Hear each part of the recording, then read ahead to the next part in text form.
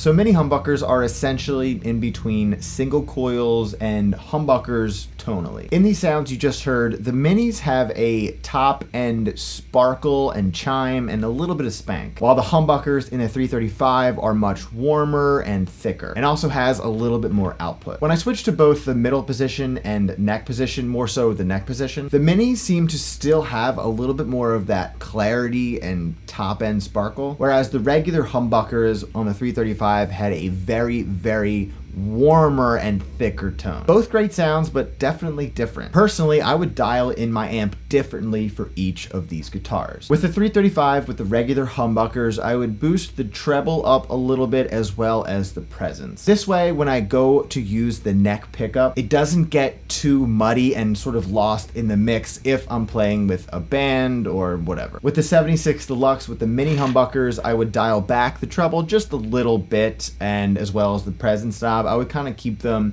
all where I normally have my amp anyway. Now, no matter the guitar, you should always dial in your amp specifically to that guitar, because if you're playing like a Strat, for an example, compared to a Les Paul, your amp's going to sound completely different with whatever guitar you're playing out of. And in order to get the best out of each guitar, you have to dial it in properly. Now the minis are like the best of both worlds when it comes to all sorts of types of tones. When you're playing clean, you can get some beautiful, clean, and crystal clear tones. But then when you want to crank it up a bit, you still get that gritty side of the regular humbucker. I'll let you hear that for yourself with these crunch and overdriven sound examples.